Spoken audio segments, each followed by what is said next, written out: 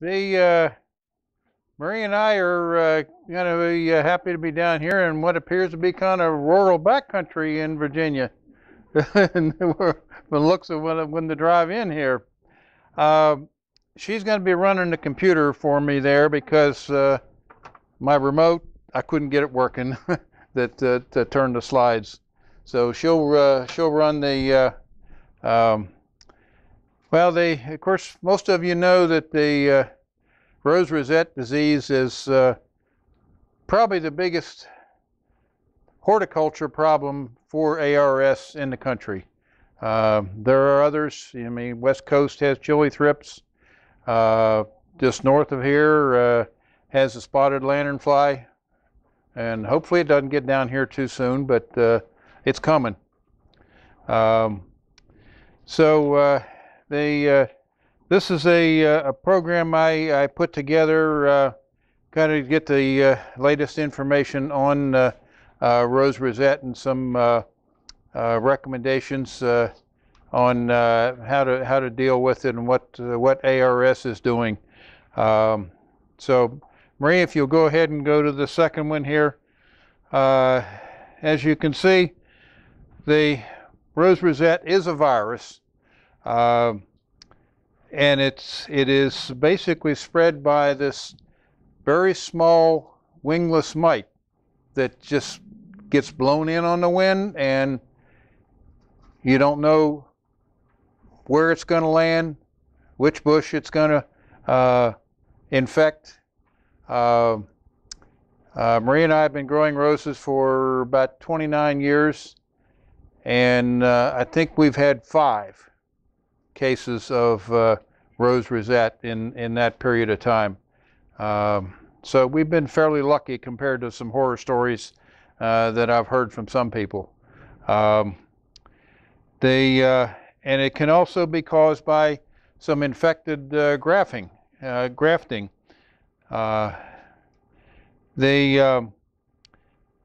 course with the grafting, that disease can be spread with basically plants that are pre-symptomatic, ends up in garden centers somewhere. You buy it and plant it in a few weeks, you've got Rosette disease there. And so that's another way of getting it other than through the mite. And the disease is limited to plants of the Rosa genus. So rest of your plants in the garden aren't going to get it.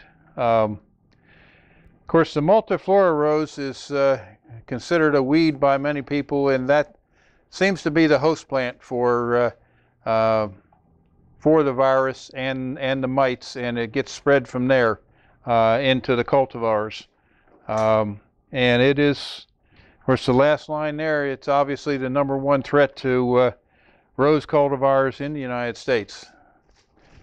Okay, that is the rascal. I never did get to figure out how to pronounce that first word, but it is a wingless mite. Anybody want to give me a version of how to pronounce the mite's name? Areophile. Yeah, that sounds good. That's how Mark pronounces it, but I can't tell. He's from Penn State. Okay. Sounds good to me. Okay, but that's it is very small, and of course, when and where did it start, and where's it at now? It was first identified in 1941 in the Rocky Mountains and in Colorado, or in California, I mean. And now it's identified in 35 states across the nation, and currently it's only in the United States, in North America. We should say North America because it can find its way across the Canadian border. Right now there's part of the project that the American Rose Society that's working on, along with the Texas A&M University, is to report the location of roses with rose rosette disease. That is the American Rose Society, is their contribution to trying to convince the USDA to approve grant projects to study the rose rosette disease. And we'll get into this a little more detail on the reporting of that. I don't know, is there anybody here that has reported a location of a rose rosette? We got one, two. Well, we'll get into the, we'll show the website of, okay, where you log on to the website, and it's actually very simple, roserosette.org. That is the website through Texas A&M, and what they want you to report, first off, they want you to put in a photo. Take a photo with your smartphone, download it to your computer, then when you then put it in with your report, you want to put in the state and the county where you found it. If you have a latitude and longitude, put that in. If you don't have that, don't worry about it. Put in the nearest address, physical address to where you found the rose rosette on a rose, and you want a description of it. Is it a highway?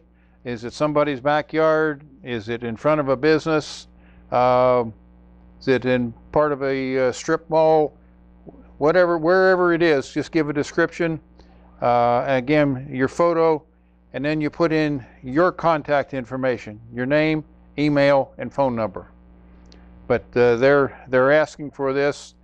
2 years ago, when I was doing a little more traveling, which I haven't been able to do in the last year, I think I reported 17 in about 6 different states. And it's we had a national meeting down in Nashville, Tennessee, and I think every state that I drove through and stopped at a rest area where they had roses planted, I found rose rosette disease there. So it was, I actually haven't reported any since then. Of course, I haven't been doing much traveling. And you all know the reason why that is. Okay, why is that important? Well, each year, it's about 36.6 million rose bushes are produced in the United States. The above is worth 203.5 million, with the direct economic contribution of the U.S. economy of 534 million. Some garden centers and landscape companies are stopped using roses, and that's a loss of sales as much as 40 to 50 million. I know I have seen some rose centers that no longer keep roses. They just don't want to deal with it anymore, which is a shame. And the rose producers in California, which is where the biggest part of the roses in the country are grown, they've spent about $1.5 million to change the protocols to kind of help prevent the entry into the production fields. And of course that cost is passed on to the consumers. Okay. This is your, and we'll have pictures of each one of these, but the elongated rose shoots, distorted leaves, mottling of leaves, failure to flower, the distorted red foliage. It's completely different from any normal foliage on the rose plant. The witch's bloom, which is just a tangled, gnarly mess of rose shoots. And it's the witch's broom is a pretty good description of what it looks like. and the excessive number of prickles or thorns, small thorns on the bush. Go ahead for the, okay, we talked about the multiflora rose. That was originally put out to create hedgerows for farmers. You can see, and most of it is concentrated, a lot of it here in West Virginia, Ohio, and through the Midwest, not so much out west, and not so much down south. Let's give the next slide. This is the rose rosette disease in the United States. Looks about the same as the previous slide, doesn't it? Go back to the other slide. Looks almost identical. So the fact that this is the major areas that you have the multiflora rose, and then there's the where the disease is reported from. Okay. There's the distorted leaves. You can see part of the bush looks normal. Looks like a red knockout. But then you got that wild looking red growth in the center of it there. Okay, the excessive prickles, you can, anybody ever seen the looking like that? But that can be. Okay, there's your witch's broom. Just a gnarly mass of wild growth that looks nothing like a normal rose. That's the discoloration of the blooms, and that's the a couple of bushes that are in the final stage of life as with rose rosette. They've had it probably for several years, and you can see that the majority of that bush is already gone. Some of which, the rest of it has signs of it. So, I mean, with a bush like that, the only thing you can do there is shovel prune it. You can't do anything with that. There's just get rid of it. The life cycle of it is, of course, primarily that is caused by a plant virus, and it is not transmitted by the sap. The transmission is caused by the feeding of those mites or the infected grafting. And the mites travel with the wind. The mites are most common at the apex of your rose shoot. The virus transmissions usually occurs in May through mid-July. And in July is usually when you start seeing an infected bush, seeing the signs of it. The symptoms appear then, and with small plants, miniatures or mini floras, they might live only 2 years. The larger plants may live 5 years, but they're not going to look very good at all. The most recommended solution is to shovel prune the bush. And this is some of my recommendations, is to first, if you can get a black plastic bag that's big enough to cover the bush, zip tie it at the bottom, and let the heat of the sun with that black plastic kill the mites. Just let that bag on there for a couple days and let the sun do its job killing the mites, because it's going to cook them with that black plastic on there. When you dig up the plant, you want to try to collect as much of the roots as you can and dispose of that bush in the trash, never in compost. The other thing I recommend is spraying the surrounding roses in your garden with the miticide. There's only one miticide, and the name of it's not coming to me right now, that's available to home gardeners that's proven to kill this particular mite the miticides that we have in our stash right now are ineffective. Does not kill it. Do you know what that one is? I can find out and I can get you that information. Okay. I don't remember. It's in my notes from a different program. Okay.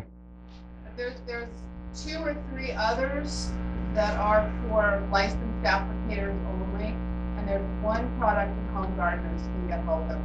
It's important that you know what that is. I'll scribble a note and I'll get it to you. Is that I mean, is it one of the major producers like Bayer or someone like that? I don't remember.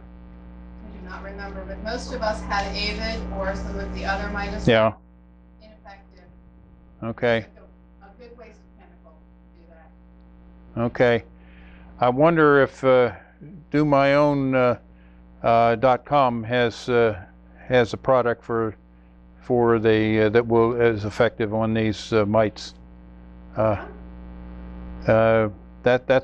is a good source for a lot of spray materials. What's the website? DoMyOwn.com.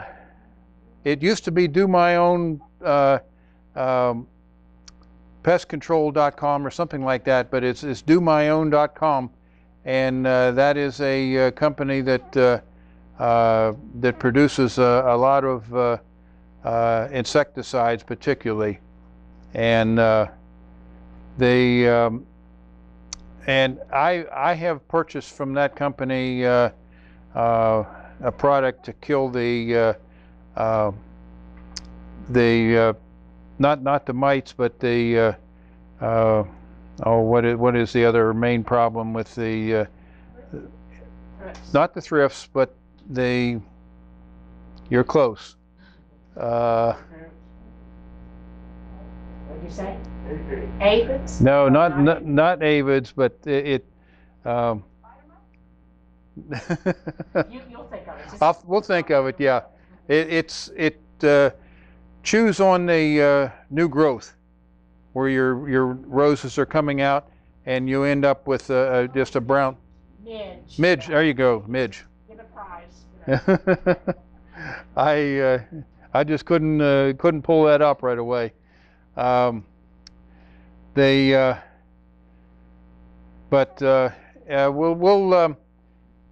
We get some information on that. We can pass that information along through the distribution through the society here. Texting Mark with him right now. Okay. You got a private line to him? What? She has a private line. Okay, do that last part. Okay. The virus does not last long or spread from the soil generally. There are some disagreements on that as to how soon you can replant after you've shovel pruned a rose. I did a presentation down at Virginia Beach to a bunch of master gardeners a little over a year ago, and one gentleman there, he insisted you have to wait at least 2 years before you replant. I've had good luck just leaving it go for don't put anything in there for a year and then putting a new bush in. I never had any new transmission to the new bush. So my personal opinion, if you have to shovel prune, leave that spot vacant for a year and then go ahead and replant. I've not had any spread to the new roses where I had in a hole where I had the rose rosette, and after 1 year. But that's just a matter of just different opinions on that. So, but my opinion is 1 year. Leave it go until wait a year and then put a new bush in. Okay, this is one tactic that some people have insisted that it works, and that is to cut out the infected cane down to the base of the plant, and spraying the infected plant and the surrounding plants with the miticide. My opinion, if you want to try this tactic, you should only even consider doing it if you only have one cane in your bush that's infected. If you have 2 or 3, forget it. Shovel prune, get rid of it. But if you want to try it with just a single cane that's infected, you know, you're going to have to do some careful watching and see if you end up with the spread. But some people I've talked to have insisted that it's worked for them. So I've not tried it. For me personally, when I see it, I get rid of the plant. So. I read an article that said someone said, if you notice the top tip of a cane, as soon as it happens, go all the way down to the base. Yeah. Because it works from the top down. Yeah. And then you can save the plant. That's what I read somewhere. Well, I have talked to people that have said that works. But so I don't doubt it. I'm not going to call somebody a liar. Said no, that can't work. But if you want to try it for only one cane, go to it. That's your decision. Peggy. I had a water barrel, which is kind of hard to find, and as soon as I saw it, it was like this much on the top, and my neighbor had Rosette, we got rid of yours. As soon as I saw it, I didn't go all the way down to the end of the cane. I went about a foot, maybe a foot and a half from where it was. I cut it off. I sprayed it with 90% neem oil, watered it heavily. It wasn't real hot outside. Came back several days later and sprayed it with neem oil, and that was 9 years ago, and my water bill was huge. But I also lost over 100 roses. It has wiped out the roses in the market. It's already great roses. Really? Yeah. Hmm. It's been horrible. Yeah, what she's saying is, when I do programs like this, if you have rosette in your garden, if you leave any of it, you're going to risk the rest of your garden. So if it's a rose that you can readily go get another one, get rid of it. But you couldn't. So she had to go to she took the risk of trying to save it, and that was worth the effort. But if it's a common rose that you can go to the store and buy, I would never risk the rest of my garden to try that. I'm in agreement with you on that. It just, but it's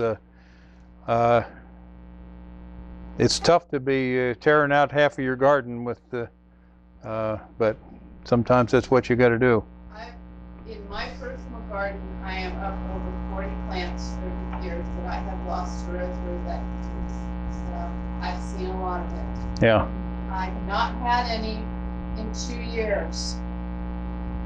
Well, I found my sources. Yeah, you're a much more rural area than where I live, Yeah. and so there's less likelihood of finding rose or the multiflora rose anywhere near me. So I think that's the biggest difference. And you're a much more rural area, and I assume you found some in. I did, and see, like you had a neighbor whose bushes were infected, so that was just saying that all other infected multiflora in the next pasture over. Until I sprayed it with Roundup. That's the key. Big knockout roses that were like 10 foot high that they weren't taking care of. They kept promising me that they would do what to do if they find out. I love that. What's going to happen. Roundup, got it, bag it, takes it right away. So it's elephant ears, Roundup is good. But it's roses that aren't in a position to be cared for. So whether it's your neglectful neighbor, or whether it's a big stand of multiflora in the next pasture over, or whether it's the highway median full of knockout, it's all the same. It's all going to transmit to your garden or the gardens that are down there. Yeah. I had to tell my next door neighbor last fall that they had to knock out along my fence. on their side. Yeah. On my fence. And they took them out 30 minutes after I told them about it. But I had to get rid of about 5 roses last fall. Moonstone was not moonstone. Moonstone was one of them. And the best rose that I had last year, I had to get rid of it. I have written my HOA 2 letters because in one of our samples, they got my house there. I have written 2 letters asking them to address it. They have ignored it. So I'm thinking about getting one of my neighbors to don't even know anything about those, write them a letter, and then they'll treat it. Yeah. Well, that, I mean, that's a problem when you, I mean, part of what I got is in this section here. I mean, you know, you got to survey your neighborhood for multiflora rose or knockout roses in parks, road medians, and notify the authorities of the infected roses. I personally have visited. There was one Mexican restaurant in the kind of the east side of Baltimore, and I'm down there a lot. It's where my grandchildren, where my 2 daughters live.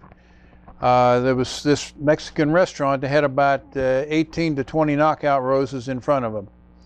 Every one had the rose rosette. I went in, talked to the manager. He's like, "Well, who the heck are you? Or what are you?" Exactly what they tell you. You know that still one on the road that closed? Am you familiar with that? The still one place that closed up on the road near the mall? No, Probably not. no. They had 4 Newtown roses out there. Every one of them got roses that died. Mm-hmm. Well, I have one story on the opposite end of it. I was driving past the local YMCA in our town, and I just looked over. I said, "Wait a minute. I mean, I'm just driving by. That looks like rose rosette." I pulled over, went up to it close. Yep. They had, it was 2 or 3 plants that had it, and they had a total of maybe a dozen of different kind of knockout roses in front of their building as part of a landscaping. I went inside and got the general manager. It was a lady, and she come out, and I pointed out to the plant, and I pulled out my phone and showed her other pictures of the disease, and showed how it compared to what she had on hers. And I told her, so look, if you don't get rid of them, all the rest of your roses here are going to be infected. She listened to me. I went by there a week later, they were gone, and I told her, don't replant until next year, and she did. She listened to me. Every now and then you get a win. You just look like you know what you're talking about. Well, I think the biggest thing was when I pulled out my phone and showed her pictures of it that looked just like what she had on hers. So it was not just talking from off the top of my head. You know, I showed her the evidence there, and how her roses was just the same thing. So, you know, just some of the things recommended here. Inspect your roses pretty much, particularly spring and early summer. That's when you're likely going to see it pop up. And the thing that I know a lot of people, I don't know if this comes from Mark or not, but they recommended putting in other material in between to minimize the spread of the rose rosette. The next one down is the one that I harp on a big time. In the springtime, early summer, do not use a leaf blower in your rose garden. Do not do that. I mean, remember the mites spread in the wind. Don't make your own wind with a leaf blower. And that's what you're doing if you use that leaf blower around your rose bed. If you get it in one with that leaf blower, you're going to get it in all then. So absolutely do not do that. Discard all your shovel prune roses or the symptomatic prune canes in trash. Never compost, sterilize your pruning equipment after you're working on those bushes. That's been a challenge this last year. Being able to, having the material around to sterilize my pruners. I ran out of alcohol. Yeah, I wonder why. I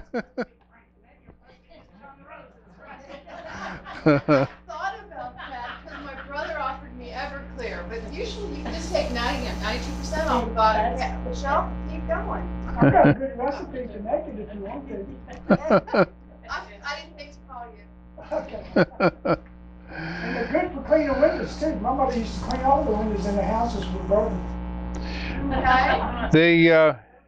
You want to not confuse normal healthy growth, new growth, particularly on darker roses. Some people confuse that with rose rosette. It's back home. I'm a master gardener as well as a master rosarian, and with the local master gardener group, if the extension office gets a question on roses or needs somebody to go look, I'm it, because there's nobody else. A lot of times it'll be just what I had here in the first line. They're confused. They see new growth and they, well, I've got rose rosette. Well, no, you don't. I don't think you do. That looks like normal growth to me. I'm going to go fast forward real fast about that last line, because I know what you're going to say. Well, the last line with somebody spraying herbicide drift on getting in your roses, that's gonna, and I have pictures of that too. Yeah, but remember what you always say about Marie sprayed the parking desk. Well, yeah, she's guilty of that on Double Take. Double Take was our rose. Now that's new healthy growth. Go to the next one. That is herbicide drift. You get a lot of distorted foliage on there, but it's if you look at it close, it really is not rose rosette, but you get something like that. You know, there's a good chance that there's been some herbicide drift from somewhere.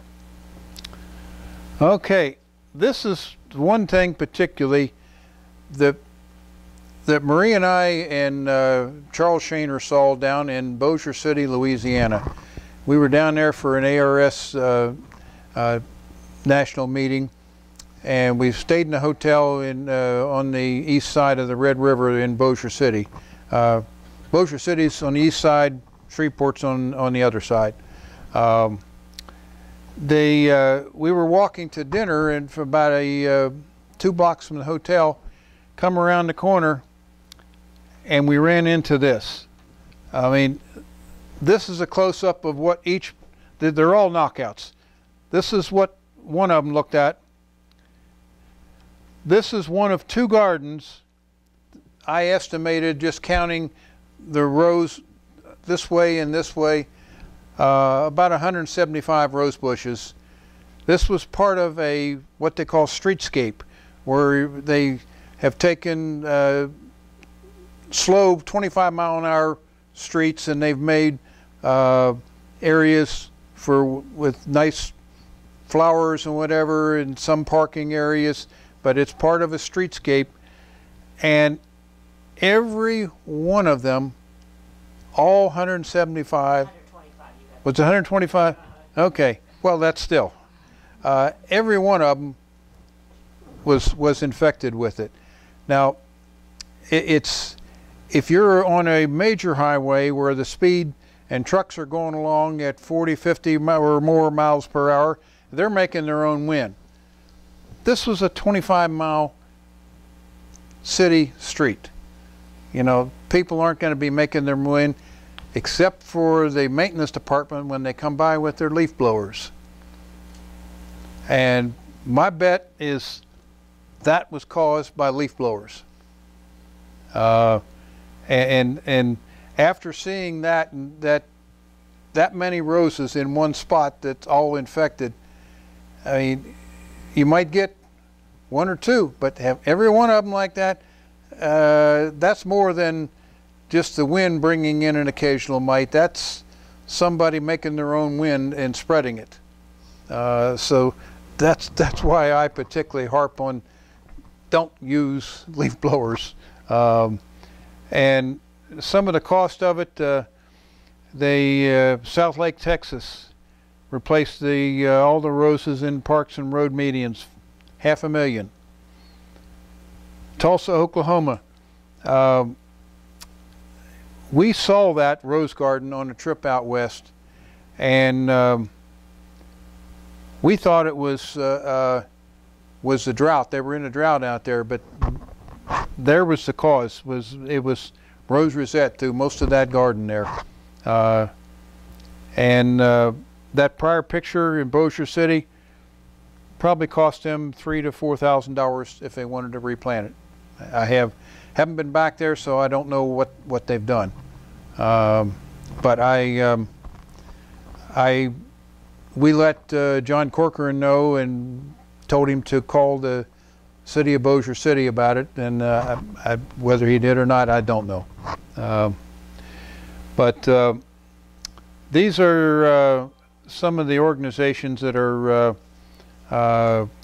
currently working on the project. Texas A&M, University of Tennessee, Oak State, University of Florida, Delaware, Georgia, USDA. The American Rose Society's part of that is the reporting of the observed location. That's our contribution as the American Rose Society. There was a submittal for a USDA grant in 2020. Didn't happen. They didn't get it. I'm not sure where they're at right now as far as 2021. And some of the things that they're trying to do, identifying a cure of the virus, that's hard. But what they're trying to do right now is identifying plants that are more immune to it and recommending them for use, and changing some of the way that their production fields are arranged to help get the spread of it under control. But when there's going to be a major project funded through USDA, I'm not sure. It just, like I said, they were not successful in 2020. But definitely, if you do see it, and it's going to be coming pretty close time whenever you're going to start seeing the rose rosette. Is go ahead and log on that. I usually log on with the HTTPS :// and then the roserosette.org. I don't know if just putting in roserosette.org will get you there or not, but either way, you should be able to get Texas A&M, and then, like I said, take a picture of it and then fill in the information, and that helps so that with the projects that the scientists, such as particularly we all know Mark Wyndham, and some of the other fellows from Texas A&M and University of Georgia, but they're trying to incorporate the resistance into the breeding as well. So I think that's the special. It's called a Specialty Crop Research Initiative project, and they were submitting for $6,650,000. Excuse me. Thousand to USDA, and the target of it was in diagnostics, breeding, and minimizing chemical usage. So, but it didn't happen. Okay, and those are some of the references that I used on this. The Missouri Botanical Garden was one interesting one. Marie and I were on a cross-country, well, not completely cross-country, but through the Midwest. I was trying to catch the last 4 states that I'd never been to. They were all in the Central Plains. And we went through Missouri. We stopped at the Botanical Garden there, and they have 2 rose gardens that, and I got talking to the one gardener there. You looked at this one garden, it was like, you could tell from the plants, this was all new planting within the last year. And he said, yeah, we had one plant with rose rosette, and we tore out the whole garden. So, okay, I guess you got plenty of money here then. But I mean, that's what they told me, was because of one plant with rose rosette, they tore out the entire garden and replanted. So it was just like, okay, you got plenty of money here. So it's, you know, it's something that we all need to stay on top of and try to catch it before it gets too bad. And if you know, if you've got public areas that have a problem with it, try reporting it. You might win some. In some cases, they're probably just going to ignore you, but at least try. And maybe you get some people listening, take some action there. And particularly with the maintenance people, with the parks and recs or street department, with municipalities, get them to stop using leaf blowers around any of their rose gardens. You got the program in? Pretty much. A couple more to go. Okay. But that was an excellent program. Appreciate it. You know what I did when I threw my $100 bill on the counter for them and rip them out. This is from the Richmond Rose Society. So when you go out, you can tell your wife you're paying for the dinners. Okay? If you travel like I did, I just did a 6,000 mile. That's what I was talking about in Missouri. I went through there. So, did you? Yeah. So